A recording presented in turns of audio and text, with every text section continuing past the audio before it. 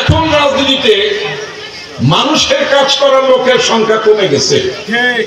এখন রাজনীতিতে শুধুমাত্র নিজের পকেট ভরার লোক, নিজের কোম্পানি বড় করার লোক, নিজের ব্যবসা বড় করার লোক, এই জাতীয় লোকের এখন রাজনীতিতে আগ্রহ প্রকাশ করছে। আমরা দেখলাম ইতিমধ্যে দুজন সাবেক প্রধান নির্বাচন কমিশনারকে গ্রেফতার করা হয়েছে, হাবিবুল আউয়াল এবং নুরুল হুদা। তাদের অপরাধ কি? তাদের অপরাধ হচ্ছে দিনের ভোট রাতে করা। তাদের অপরাধ হচ্ছে বাংলাদেশের মানুষ ভোট কেন্দ্রে যায় নাই, ভোট দিতে যায় নাই, হাজার হাজার কোটি টাকা তারা লোপাট করেছে ইভিএম কেনার নামে, জাল ভোট দেওয়ার নামে।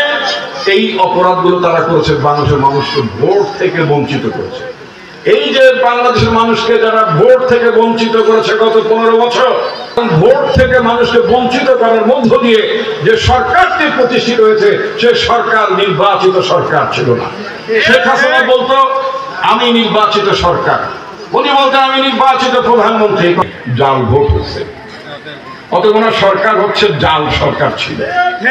এই জাল সরকার প্রতিষ্ঠা করার জন্য, এই জালিয়াত সরকার প্রতিষ্ঠা করার জন্য এই যে নির্বাচন কমিশনারদের যে ভূমিকা ছিল, এবং যারা সার্টিফিকেট দিয়ে দিল নির্বাচনে এত পার্সেন্ট, 70%, 80% মানুষ ভোট দিয়েছে, এই নির্বাচিত হয়েছে, ও নির্বাচিত হয়েছে, এরা কি নির্বাচিত হয়েছিল? গত 3টা পার্লামেন্ট ইলেকশনে যারা আপনাদেরকে নিজেদের এখানে এমপি হিসেবে নিজেদেরকে যারা দাবি করেছিল, তাদেরকে কি আপনারা ভোট দিয়েছিলেন? আপনারা তাদেরকে ভোট দেন, তো তারা নিজেদেরকে এমপি বলে দাবি করেছে। আজকে সরকারের কাছে আমার দাবি থাকবে, আপনাদের মাধ্যমে আমার নিজের এলাকার মানুষের সামনে রেখে এই সরকারের প্রতি আমি আহ্বান জানাচ্ছি, শুধুমাত্র 2 জন নির্বাচন কমিশনারকে গ্রেফতার করার মধ্য দিয়ে যারা ভোট নিয়ে যারা অপকর্ম করেছে, আকাম করেছে, দিনের ভোট রাতে করেছে, মানুষের ভোটের অধিকার হরণ করেছে, এটার জন্য 2 জন 3 জন ব্যক্তি শুধুমাত্র দায়ী না। ব্রেকফাস্ট, টিফিন কিংবা স্ন্যাক টাইমে মজাদার আয়োজন মানে অল টাইম ব্রেড। যে সমস্ত ডিসি, যে সমস্ত এসপি, যে সমস্ত ইউনিয়ন নির্বাহী, উপজেলা নির্বাহী কর্মকর্তা যারা ডিউটিতে ছিল, যারা দিনের ভোট রাতের আয়োজন করে বাক্সে ভোট ভরে দিয়েছে এবং ফলাফল সাইন করেছে, রিটার্নিং অফিসার যারা ছিলেন, তাদেরকে আইনের আওতায় আনতে হবে। গত 3টি জাতীয় সংসদ নির্বাচনে যারা প্রতারণাপূর্বক নির্বাচনের আয়োজন করেছেন, সেই প্রতারণাপূর্ণ নির্বাচন আয়োজন করার দায়ে ওই সময়কার সকল ডিসি, ওই সময়ের সকল এসপি, ওই সময়ের সকল ইউনো যারা আছেন, তাদেরকে আইনের আওতায় আনতে হবে, তাদেরকে গ্রেফতার করতে হবে।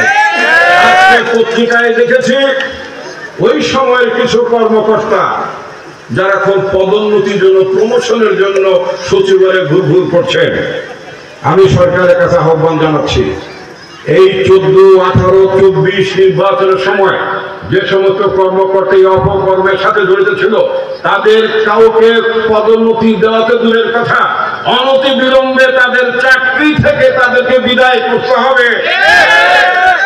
তাদেরকে চাকরি থেকে বিদায় না করে তাদেরকে প্রশাসনে রাখলে আগামী দিনে সুষ্ঠু নির্বাচন করা, অবাধ নিরপেক্ষ নির্বাচন করা অসম্ভব হয়ে উঠবে।